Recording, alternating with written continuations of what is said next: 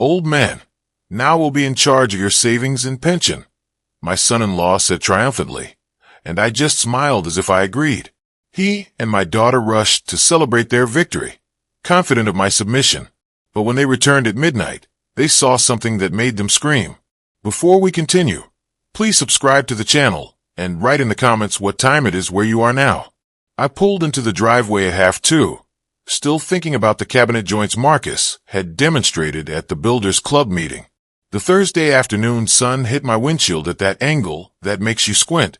Brian's truck sat where it shouldn't be. He usually worked until 5 o'clock on weekdays. Jennifer's sedan blocked the garage entrance. Something shifted in my chest. Not quite alarm, recognition maybe. The front door opened before I touched the handle. Jennifer stood there wearing her careful smile, the one that never quite reached her eyes. She dressed up, makeup, earrings, the whole performance. Dad, perfect timing. Come in.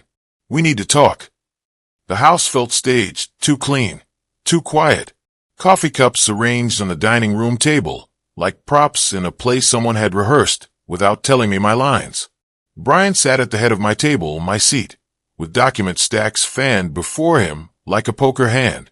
A woman I'd never seen stood in the living room doorway, briefcase clutched against her chest, her expression caught between professional and deeply uncomfortable.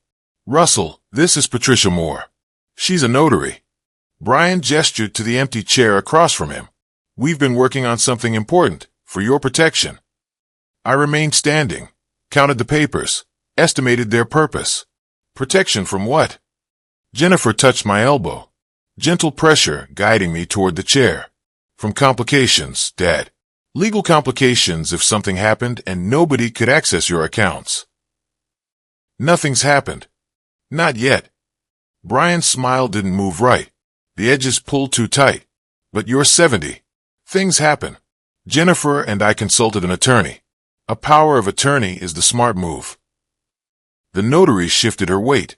Her eyes found the floor. I sat, not because they'd convinced me, but because standing wouldn't change what was already in motion. The setup was too complete. They'd planned this while I talked about dovetail joints with men who'd known me 30 years. Show me.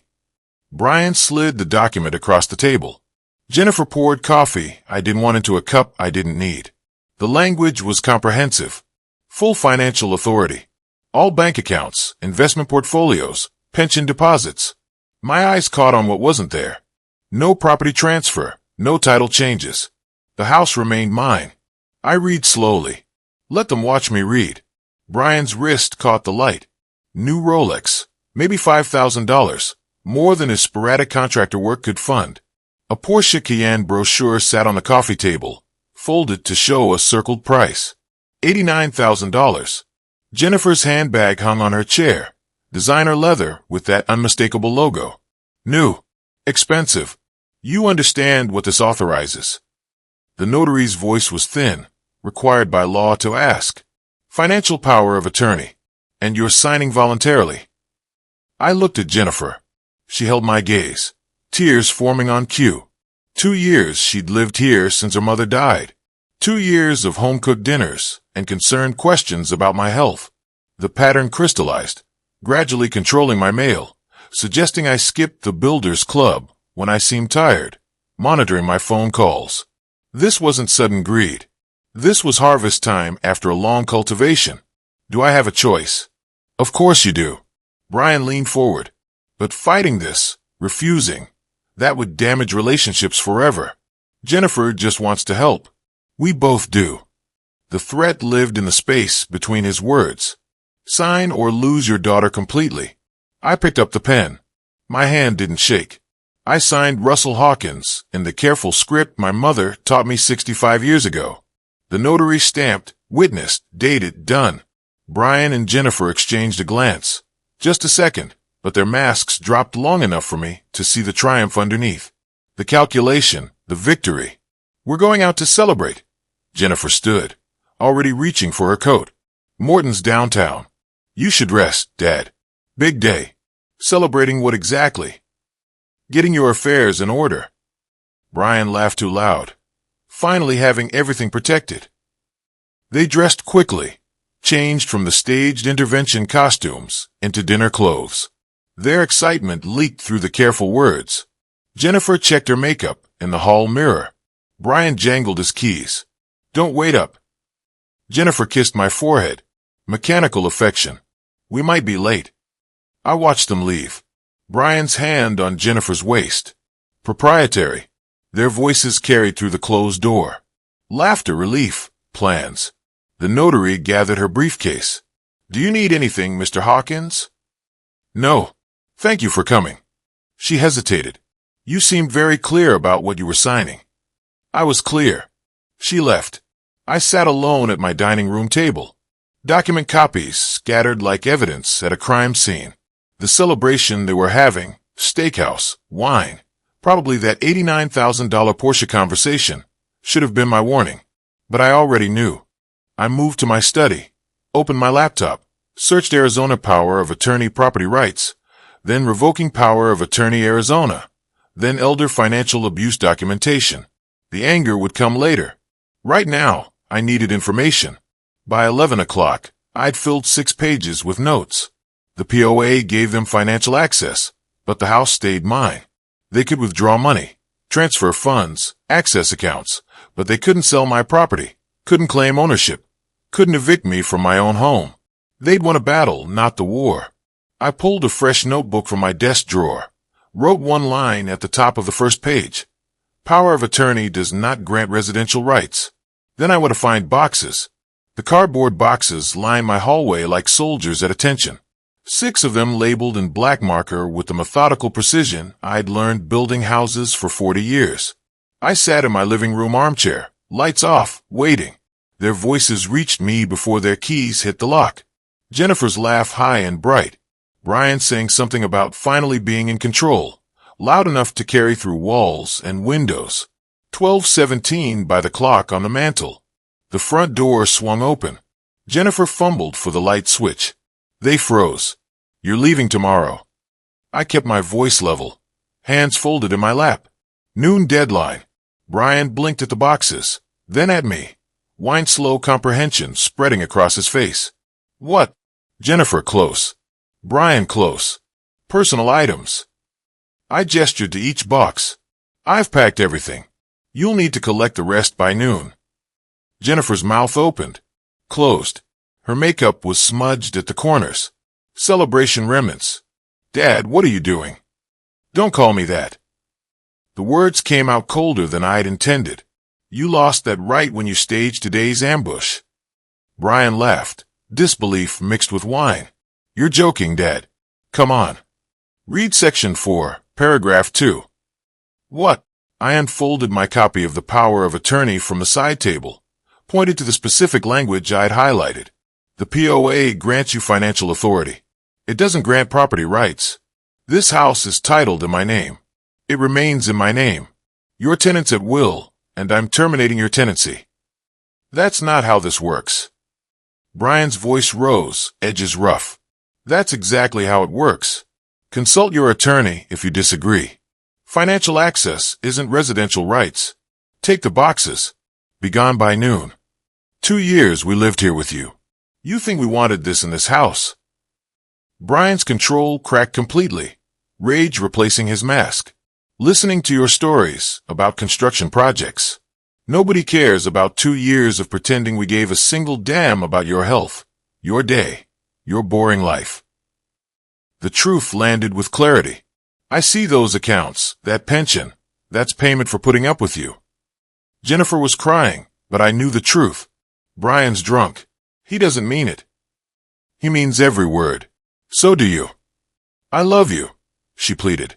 "You love my bank account. There's a difference." Brian slumped. "Where are we supposed to go?" "That's not my concern. It's midnight. You have 12 hours. Use them wisely." I sat in my study and read the contact information for Margaret Collins, an elder law specialist. I called at 7:15, leaving a message requesting an urgent consultation to revoke the power of attorney, POA. She called back and scheduled me for 2 p.m. At 8:30 a.m., the locksmith arrived. Jennifer and Brian were frantic. By 10 a.m., new locks gleamed. I knocked on their door. Your keys? They work until noon, then they don't. Brian snatched the keys. You're making a mistake, old man. The mistake was trusting you. They loaded their truck in bitter silence. At 11:40 a.m., they were gone. At Margaret Collins's office, I explained the ambush and the eviction. She suspected duress due to the staged setup. Have they accessed your accounts? She asked. I checked my banking app. My stomach went cold. 3 withdrawals, $5,000, $8,000, $12,000, $25, 000 gone within 2 hours of the signing. Margaret photographed my screen. That's our evidence. They moved immediately. Now we move faster. She gave me documents to file for POA revocation on Monday, advising me to document every interaction and build the case brick by brick. They will fight back. Be prepared. Saturday morning, I logged into my savings account. $85,000 was gone. $35,000 Wednesday, the day after signing. $30,000 Thursday. $20,000 Friday. The customer service agent confirmed the withdrawals were legally authorized by the POA. I instructed her to freeze all accounts immediately to prevent further theft, accepting that this would lock my own access as well. I called Margaret. They took $85,000. She met me at her office. They moved fast. She warned that while we could pursue a judgment to get the money back, collecting might be difficult if the money was already spent or hidden. So, they just get away with it. No, we fight. But you need to understand this will take time, cost money, and have no guarantees. I drove home and immediately started organizing my evidence.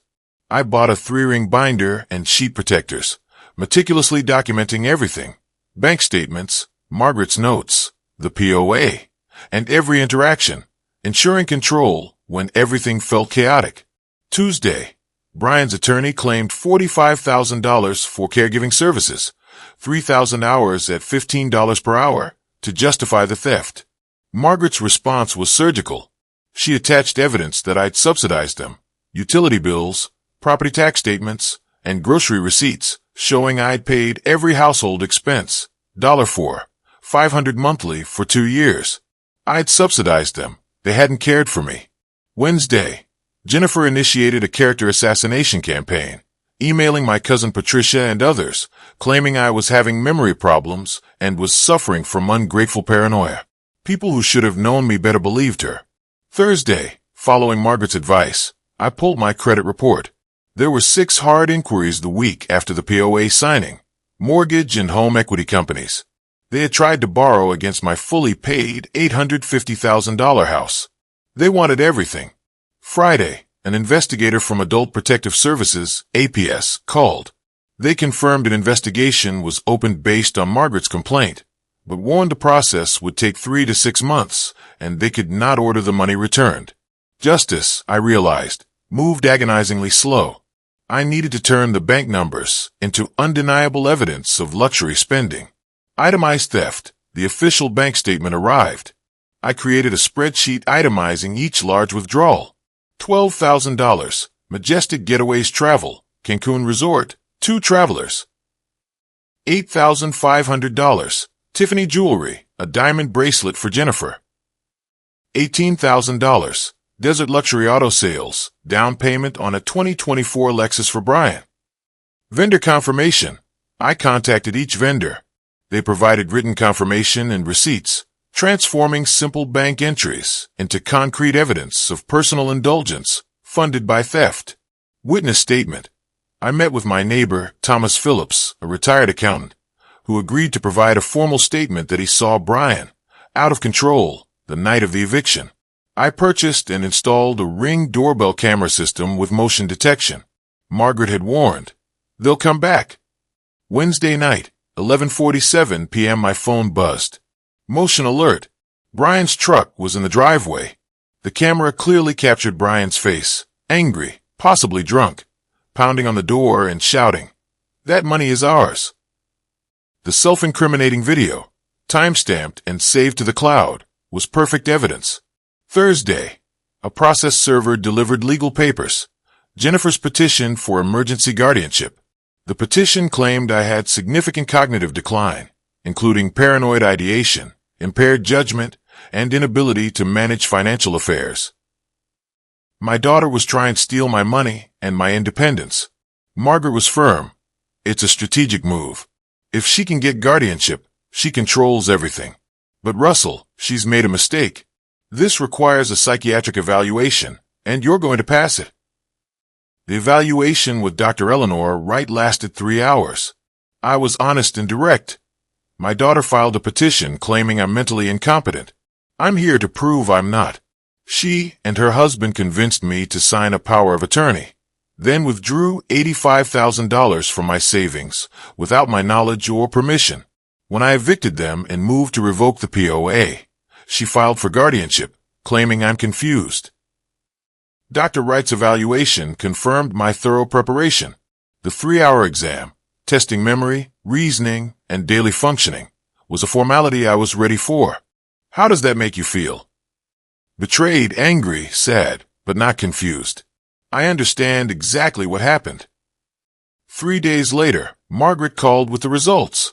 Complete vindication, no cognitive impairment, excellent mental status, appropriate judgment. She's recommending denial of the guardianship petition. So it's over. That threat is over. But Russell, you understand what your daughter tried to do. She attempted to have you declared incompetent and stripped of your legal rights. I know, Margaret. Believe me. I know. The feeling was hollow. I had official validation of my competence, but the cost was the daughter I had lost. 2 weeks later, the hearing for power of attorney revocation began in Maricopa County Superior Court. Margaret coached me. I signed because refusing seemed impossible in that moment. On the stand, I explained, I signed because refusing would have destroyed my relationship with my daughter forever. They made it seem like the only rational choice. Mitchell's cross-examination, their lawyer, Douglas Mitchell, tried to shake me. That's not a misunderstanding. That's a crime. I countered, staying calm and focused on the judge. Margaret presented the facts surgically. Timeline. A poster board showed the immediate exploitation of the POA, signing on November 15th, followed by 3 withdrawals on the 16th, 17th, and 18th. Proof of plunder. Margaret highlighted the transactions. The $12,000 charge? A vacation to Cancun. They bought the day after getting my power of attorney. The Ring camera. The footage played for the court. Brian's angry. Midnight pounding on my door. Open up, old man. You can't hide forever. That money is ours. Notary's notes. Crucially, Margaret read the notary's contemporaneous notes. Senor appeared uncomfortable and hesitant during signing. Family members were present and actively encouraging signature. Circumstances felt pressured. Jennifer took the stand, attempting to sway the judge with tears and claims of misunderstandings. Margaret's cross-examination was devastating.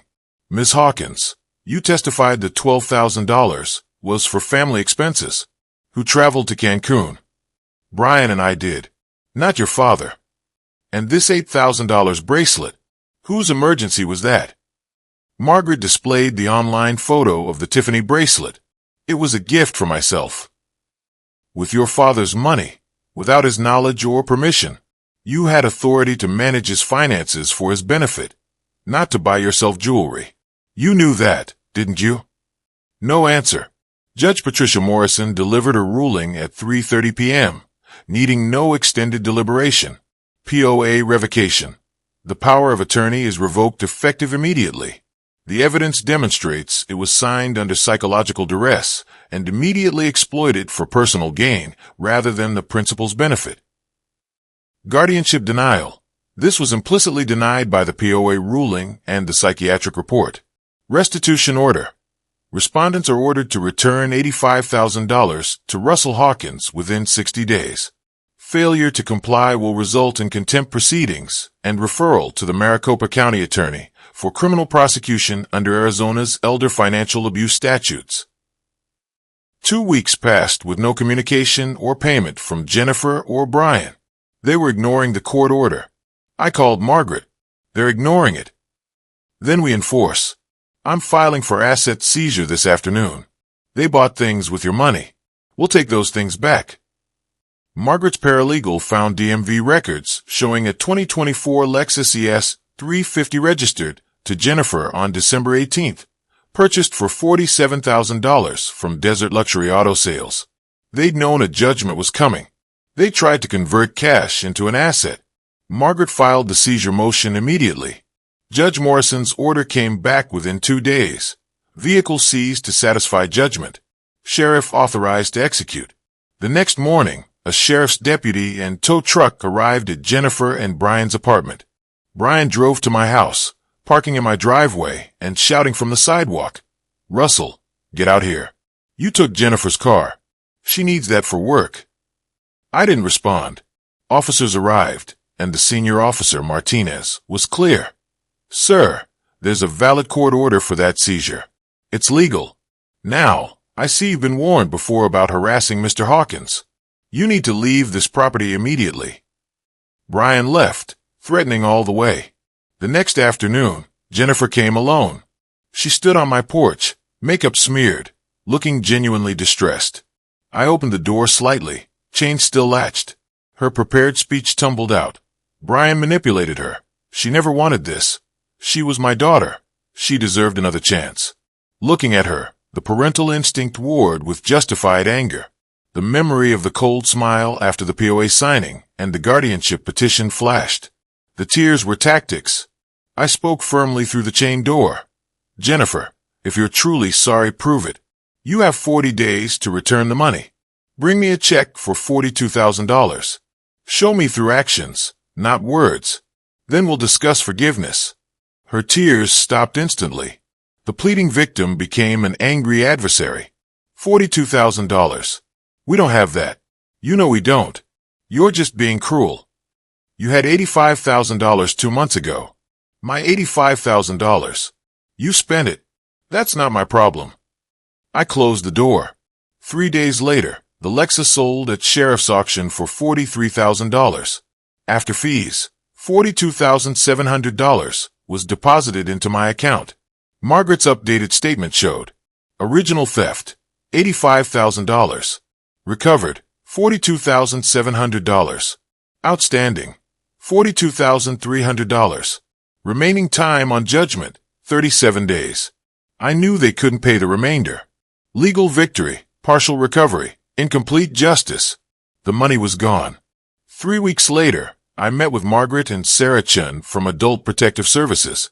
APS had subpoenaed Brian's email account. The documents spread across the table revealed the true nature of the plot. A planned criminal conspiracy. Consultation with Marcus Webb, September 12. Brian sought advice on accessing my father-in-law's accounts.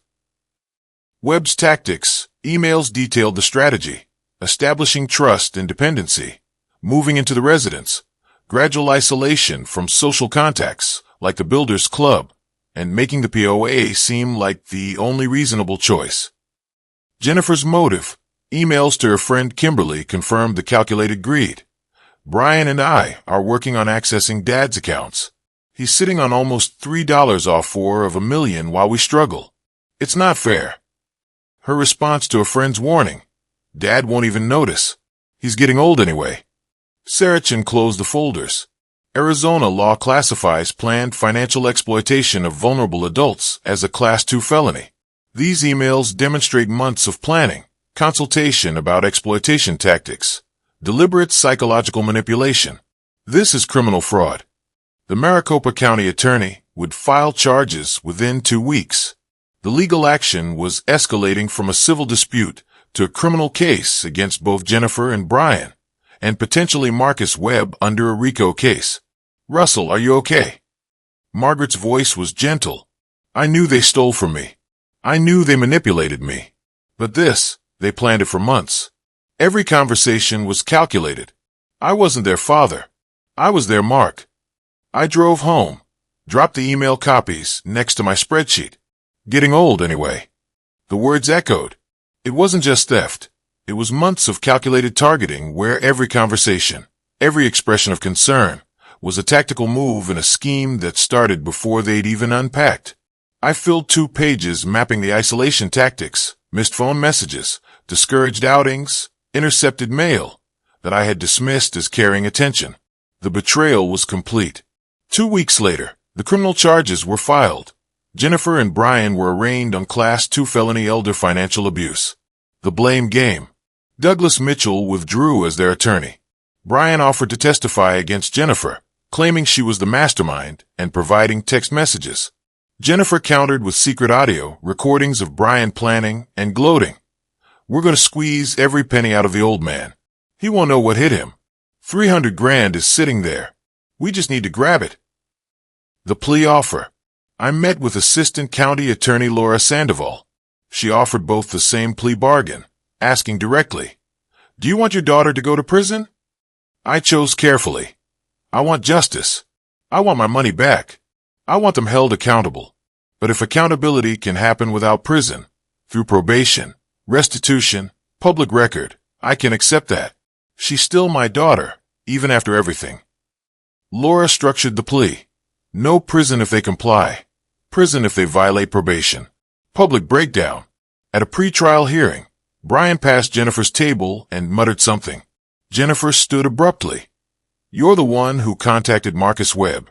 This whole thing was your idea." I watched their public breakdown, bitter satisfaction that they were tasting betrayal from each other.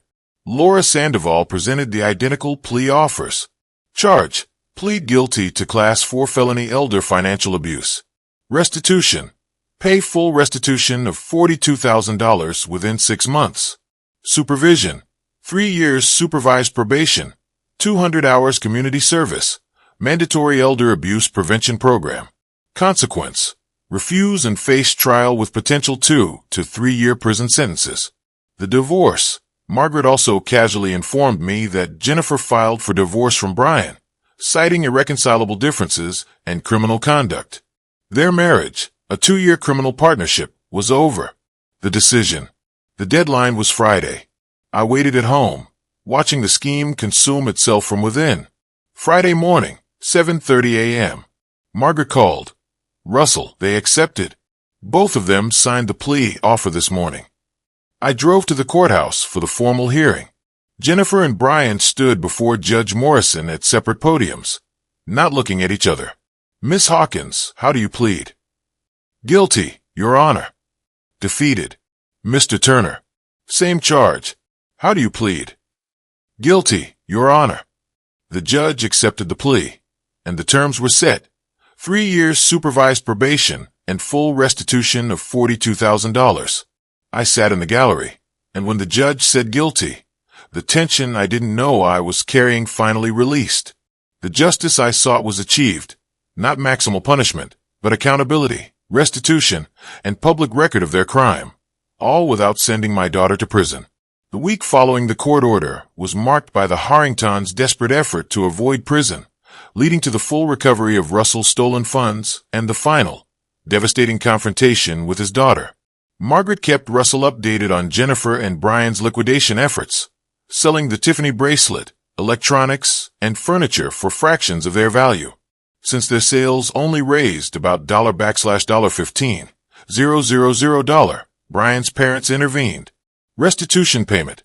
Brian's parents mortgaged their home for $$30,000 to help their son. The total cashier's check Margaret received brought the recovered amount to $$42,000 plus the Lexus proceeds, equaling the full $$85,000 originally stolen. Financial status. "You're financially whole, Russell," Margaret confirmed. The consequences cascade. The consequences for Jennifer and Brian were swift and severe. Employment. Jennifer was terminated due to the felony conviction. Brian's contractor work dried up. Housing. They became unable to afford their North Scottsdale apartment and moved to a budget complex in a rough neighborhood. Social isolation. Their friends stopped calling, and their social media accounts disappeared. Russell attended the probation compliance hearing. As he left the courtroom, Jennifer broke away from her attorney and confronted him in the corridor. "I hope you're satisfied. You've destroyed your only daughter. Was it worth your precious money?" Russell delivered his final, carefully chosen words. "Jennifer, I didn't destroy your life. You made choices to plan theft, to manipulate me, to steal money you didn't earn. Every consequence you're experiencing is the direct result of those choices. I simply refuse to be your victim. If you want to blame someone, look in a mirror." He turned and left, knowing those were the last words he would ever speak to his daughter. Russell confirmed his final accounting. $85,000 recovered, 0 balance owed. The numbers balanced perfectly, but the cost column remained unquantifiable. A daughter lost, trust shattered, reclaiming life, mental peace. Weeks later, Russell woke to genuine peace. The battles were over. Resumed friendships. He returned to the Builders Club and his friendship with Leonard, learning that Brian had intercepted a phone message back in October, confirming the isolation tactics continued even after the eviction. Neighborly support. His neighbor, Thomas Phillips, visited, affirming, "Neighbors help neighbors. You did the right thing even when it was hard." Legacy. An article in the Arizona Republic reported an uptick in elder financial abuse prosecutions, citing his case's successful outcome for encouraging other victims to report. His personal nightmare had meaning beyond himself. Moving forward, Russell booked a week-long trip to the Grand Canyon with Leonard. Planning the trip felt like reclaiming life and choosing joy despite loss. Standing on his patio at sunset, he recognized the immense cost of his victory. A daughter lost forever, but he had achieved. Dignity intact. Financial security. Legal victory. Accountability for his betrayers. He chose justice over easy peace, survived the worst betrayal, and found a bitter, but complete, victory. If you like this story, please like this video, subscribe to the channel, and share your impressions of this story in the comments. To listen to the next story, click on the box on the right. Thank you for watching.